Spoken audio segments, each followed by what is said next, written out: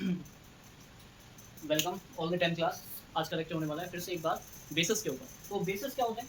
Basis actually वो होते हैं जो क्या करते हैं, gives OH negative ion in water. यानी कि अगर किसी सब्सटेंस को आपने वाटर में ऐड किया है तो वाटर में ऐड करने पे if this substance give the OH negative ion so definitely it will be called as a base. यानी कि जितने भी बेस होते हैं वो वाटर में क्या देते हैं, OH माइनस साइन देते हैं। एसिड्स के बारे में हम लोग पहले पढ़ चुके हैं। तो एसिड्स क्या दे रहे थे, H का साइन देते थे। यानी कि जैसे सब्सटेंस जो H का साइन देते हैं उन्हें एसिड कहेंगे, और ऐसे सब्सटेंस जो OH नेगेटिव आयन देंगे उसको क्या कहेंगे, बेस कहेंगे। समझ गया ना?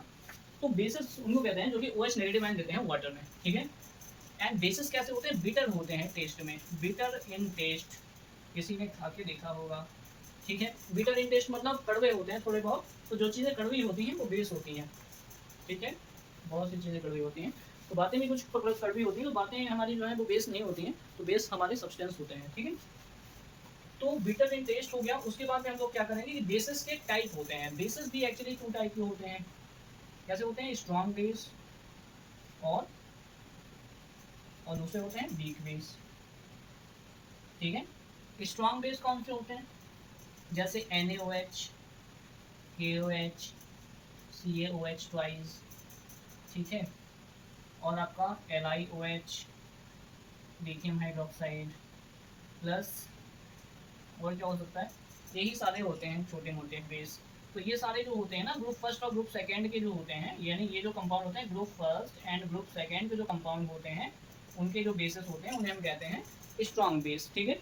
या फिर हम कह सकते हैं कि ये जो NaOH और KOH होते हैं, ये NaOH और KOH होते हैं, इनको हम लोग कहते हैं एल्किली बेसिस। एल्किली बेसिस कहते हैं। क्या कहते हैं? Alkali basis. क्यों? ये किस ग्रुप में आते हैं? ग्रुप फर्स्ट एलिमेंट के ये बेसिस होते हैं। ग्रुप फर्स्ट एलिमेंट हेलिना की रफ्तेफरिया। जब आपने पीरियोडिक टेबल देखी हुई तो पीरियोडिक टेबल में ग्रुप फर्स्ट है हेलिना की रफ्तेफरिया। तो इस ग्रुप के जो कंपाउंड होंगे उनको हम क्या कहेंगे? एल्किली बेसिस कहेंगे। ठीक है। मतलब एल्किली बेसिस कहेंगे ग्रुप फर्स्ट के बेसिस को। ठीक है।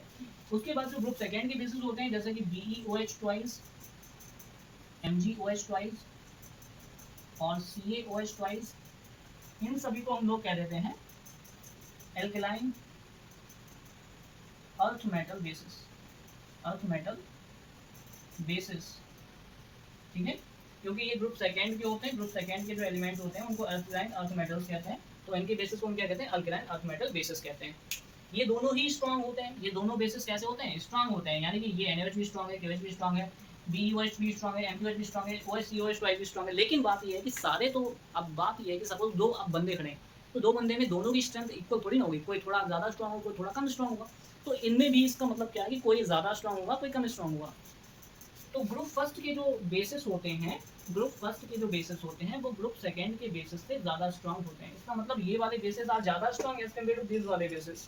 ठीक है। ये बेस ज़्यादा स्ट्रांग, ये बेस थोड़ा सा कम स्ट्रांग है। तो स्ट्रांग लेकिन थोड़ा सा कम स्ट्रांग एज कम्पेयर टू, हमें इनको इनको देखते हैं। ठीक है ना? यानी इनके कंपेरिजन में ये थोड़े से कम बेसिक हैं। ठीक है। वैसे हैं बेसिक, तो इन सभी को हम क्या कहते हैं? स्ट्रांग बेसिस कहते हैं। ठीक है। ऐसे बेसिस जिनमें क्या होता है? OH होता है, दीज आर कॉल्ड एल्किलीज। इन सभी के बारे में डेप्थ में चर्चा हम लोग बाद में करेंगे जब हम लोग रिएक्शन पढ़ लेंगे। लेकिन all the acids, all the basis, all basis which are called which gives, which having OH negative ion are called एल्किलीज। उनको हम क्या कहते हैं? एल्किली कहते हैं। यानी कि इन बेसिस को हम क्या कहेंगे? एल्किली भी कहेंगे। ठीक है। मतलब इनको हम एल्किली कहते हैं चाहे बेस कहते हैं, बात एक ही है। ये कैसे होंगे? स्ट्रांग होंगे। उसके बाद आ जाओ, उसके बाद हमारे वीक बेस होते हैं सर। वीक बेस भी होते हैं। वीक बेस कौन से होते हैं? लेकिन वीक बेस कौन से होते हैं? वीक बेस आपके थोड़े मोटे होते हैं, छोटे मोटे, जैसे कि ammonium hydroxide, this is weak base. ठीक है। उसके बाद में एल्यूमिनियम हाइड्रोक्साइड, दिस इज थोड़ा वीक बेस। ठीक है। और कौन से वीक बेस हो सकते हैं? और कौन से वीक बेस हो सकते हैं? और वीक बेस हो सकते हैं। मतलब कुल मिलाकर के ये जो बेस होते हैं ये कहते हैं वीक बेस होते हैं। और बाकी ये rest all are weak bases. Weak bases का मतलब ये है कि ये सारे OH रिलीज नहीं करेगा, थोड़े OH रिलीज करेगा। मतलब ऐसे कंपाउंड जो कि OH आयंस की क्वांटिटी ज़्यादा रिलीज करते हैं स्ट्रॉन्ग बेस, जो थोड़ी रिलीज करते हैं वीक बेस। ठीक है।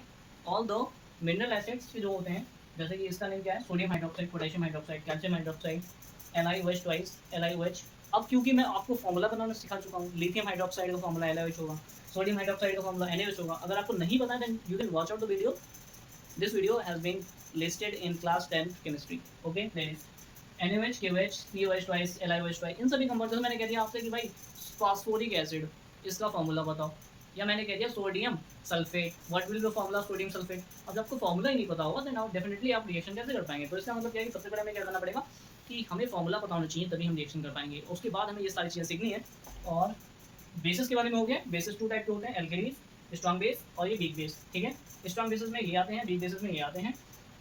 ठीक है, बेसिस क्या होते हैं, जो कि OH नेगेटिव आयंस देते हैं। इनके बारे में डिटेल चर्चा हम लोग तब पढ़ेंगे जब हम लोग इसकी रिएक्शंस और पढ़ लेंगे, तब हमें अच्छी तरीके से पता होगा कि एल्केलीज एंड बेसिस में मोस्टली डिफरेंस क्या होता है। एंड तब तक के लिए इतना ही। Thank you so much for watching.